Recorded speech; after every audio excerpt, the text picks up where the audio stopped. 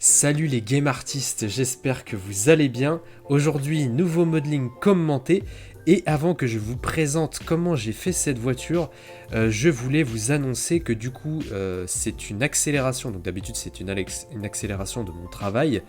Et il faut savoir que du coup, là, ce que vous allez voir, c'est l'accélération d'un cours, hein, théoriquement, de comment j'ai fait cette voiture de A à Z. Et si jamais eh bien, ça vous intéresse, je rends accessible donc du coup cette petite formation, on va dire, pour apprendre à faire le modeling de cette voiture de A à Z, où je vous apprends différents petits tips. Et donc, si ça vous intéresse, le lien est dans la description. Évidemment, si ce contenu vous plaît, les modelings commentés, eh bien on s'abonne et c'est parti pour le modeling.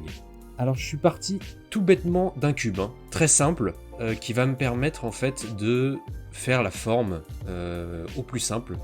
Je voulais pas commencer comme on le voit des fois sur YouTube, justement, ceux qui font la carcasse petit à petit. Moi je voulais partir du coup d'un bloc. Donc sachant que c'est une voiture assez cartoonesque, hein, donc du coup je ne voulais pas spécialement m'embêter et donc du coup partir d'un bloc tout simple.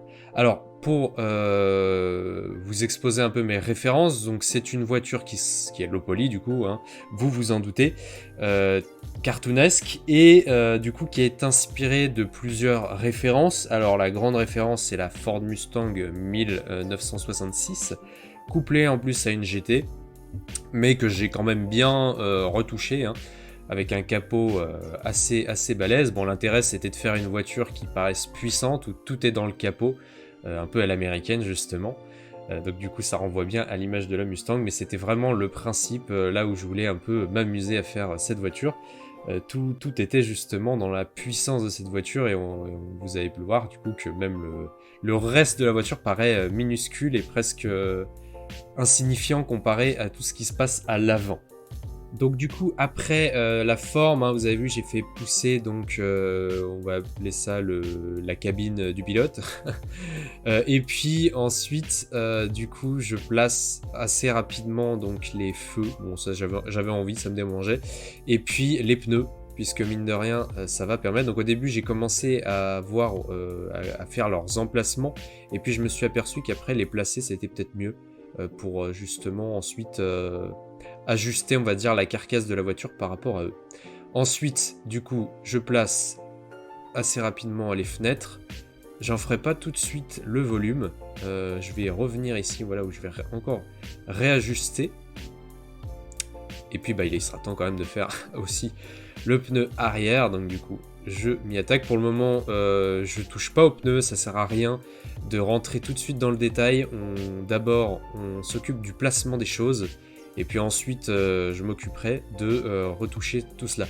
Alors, il faut savoir que dans cette vidéo, on va dire dans cet exercice, dans cette modélisation, je n'ai pas voulu utiliser un tas d'outils, notamment la symétrie. Donc, s'il y a des expérimentés qui regardent, ou ceux qui ont l'habitude en tout cas, il n'y aura pas de symétrie. Donc, effectivement, hein, cette voiture aurait pu être faite plus rapidement, plus simplement. Il n'y aura pas non plus de dépliage UV, vu que vous allez voir ce sera très simple comment j'ai fait, on va appeler ça le texturing, mais du coup voilà, je vais utiliser, en fait j'utilise les outils que je vous ai appris sur la chaîne, et donc du coup au plus simple, hein, donc les extrudes, les bevels, etc., les créations à partir des primitives, et voilà simplement ce que j'ai appris sur la chaîne. Donc voilà, là ça commence à ressembler à quelque chose, hein, mine de rien, puisque du coup on a les emplacements des pneus. Là je suis en train du coup de faire la prise d'air de la voiture, donc qui à la base n'est pas nécessairement sur la Mustang 1966 dont je suis parti, mais je trouvais ça quand même plutôt cool. Bon, l'intérêt c'était de faire une voiture qui envoie, hein, encore une fois, donc c'est pour ça qu'elle est plus fantaisiste qu'autre chose, mais il faut bien partir d'inspiration, c'est quand même assez utile d'avoir quand même quelques inspirations sous les yeux. D'autant plus que je suis pas non plus, j'ai pas fait énormément de voitures, mine de rien.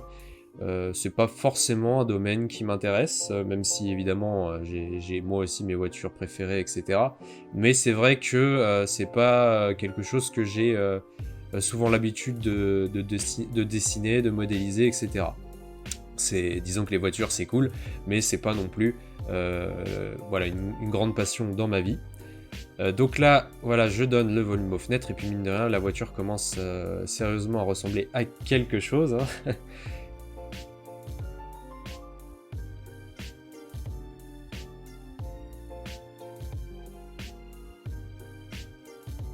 Et puis du coup, je vais créer les poignées. Alors faut savoir que j'ai pas voulu, vu que c'est du low poly, j'ai pas non plus voulu faire beaucoup de volume, on va dire, sur la porte. Donc dans le résultat final, on n'aura pas l'impression qu'il y ait spécialement de porte. Et d'ailleurs, j'ai remarqué que quand j'ai fait un peu le tour de modèles low poly, hein, il n'y en a pas beaucoup qui s'occupent des portes, hein, notamment. Ils font quand même les poignées, hein, comme je l'ai fait, mais c'est pas spécialement très intéressant apparemment de faire la porte. Et au meilleur des cas, hein, elle est texturée en fait. C'est simplement des lignes noires qui vont dessiner à la porte. Mais là, en l'occurrence, je vais même pas me soucier de ça, puisque j'ai fait une technique très simple qu'il s'agit en fait donc pas de dépliage d'UV, pas de texture dans Photoshop comme je l'avais fait pour la galette des rois précédemment. Là, du coup, ça va être simplement des découpages de parties, vous le verrez après, et des ajouts de couleurs en fait. Et je vais jouer qu'avec ça. Donc là, je rajoute un peu de détails. Donc pour le coup, ça c'est vraiment des parties qu'on retrouve dans la Mustang 1966.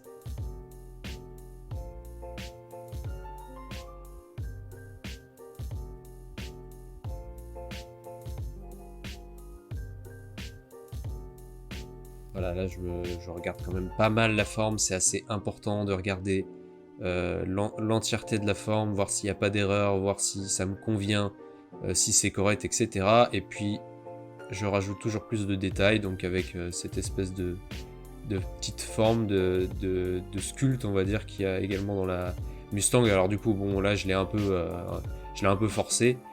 Je faisais des tests d'ailleurs, voir si je pouvais faire plus petit ou quoi. Au final, on peut parler d'une voiture d'imagination, même si du coup il y a quand même de l'inspiration, mais ça reste quand même une voiture qui est assez imaginaire. Là, je m'attaque du coup au radiateur, donc c'est assez simple, hein. Je prends du coup un cube, je fais des bevels, enfin je le rends rectangle évidemment, je fais des bevels et puis je le duplique. Du coup, avec Shift D, ça permet de dupliquer de manière assez régulière. Et puis là, je m'aperçois finalement que sur la référence visuelle que j'avais, que le radiateur était plutôt à l'horizontale, par rapport à la verticale. Donc du coup, j'ai fait machine arrière. Voilà, ensuite j'ai vu qu'il avait ces petites formes sur le côté. Donc je m'occupe de les faire. Et donc j'aurais pu faire une symétrie, mais je choisis simplement de dupliquer et de déplacer. Alors c'est peut-être moins précis, c'est peut-être moins rapide, mais encore une fois, ça montre qu'avec ce qui est possible de trouver sur la chaîne, on peut déjà faire beaucoup de choses. Ensuite, du coup, on va dire, j'attaque ce qui se passe en dessous de la voiture, donc le fond plat, ce qu'on appelle de la voiture. Donc là, c'est plutôt l'emplacement des pneus. Donc le fond plat, d'ailleurs, qui restera plat. Faut savoir que du coup dans les jeux vidéo, alors en tout cas ceux où on est absolument sûr de ne pas voir le dessous de la voiture, donc quand même une grande majorité des jeux de course, du coup il faut savoir qu'ils ne font pas nécessairement justement le fond plat de la voiture, donc le dessous de la voiture, s'il n'est pas nécessaire, parce que mine de rien tout ça c'est du polygone. Tiens, vous voyez, je suis en train du coup enfin de faire les pneus. Je les ai fait un peu plats, pas dans une forme parfaitement ronde pour donner toujours un côté cartoon à la voiture.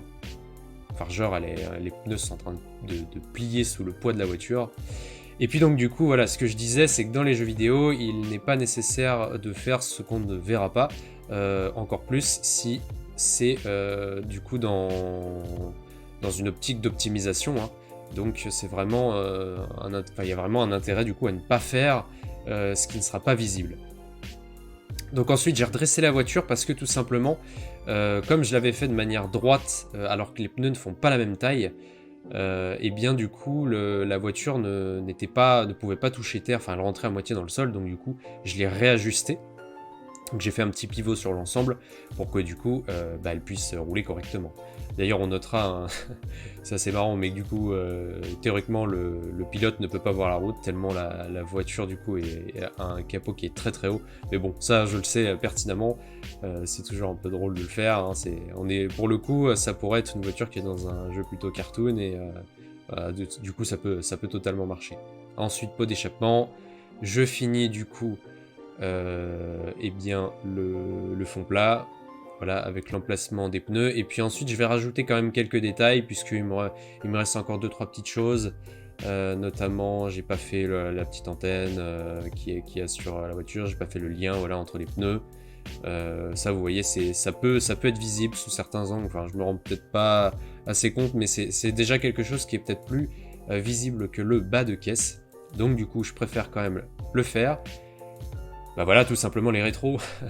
Moi qui ai pas assez l'habitude de faire les voitures quand même, c'est quand même un truc, enfin bon, il suffit quand même de conduire pour se rendre compte que c'est suffisamment important. Donc les rétros, voilà, je les fais de manière très simple. Je suis parti voilà d'un cylindre où j'ai baissé du coup les polygones et puis ensuite voilà une petite extrude et c'est parfait, ça suffit. Je vais pas non plus faire une fusion parfaite des deux formes, hein. Je m'assure voilà simplement qu'elles se rentrent dedans, ça suffit amplement. Et puis du coup ensuite je vais dupliquer tout ça et puis le rendre de l'autre côté. Oui, je sais, j'ai fait un mirror. J'ai fait un mirror parce que je voulais m'assurer que ça soit du même côté, rentré parfaitement pour que ce soit symétrique. Ok, j'avoue, là on le voit, c'est démasqué. Mais bon, c'est le seul que j'ai fait durant ça, et puis honnêtement il y a peut-être moyen de s'en passer. Voilà, j'avais pas fusionné les formes et tout, j'avais été vite. Mais ok, j'ai fait un mirror, c'est vrai.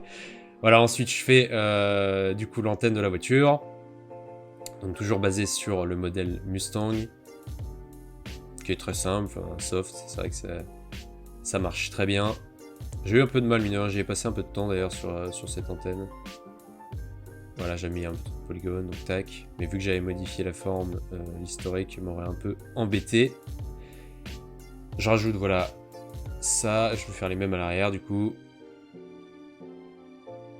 Là, je testais, voir si je voulais les arrondir un petit peu ou pas, mais finalement, je préfère les laisser carrés. De toute manière, la voiture garde une forme assez cubique.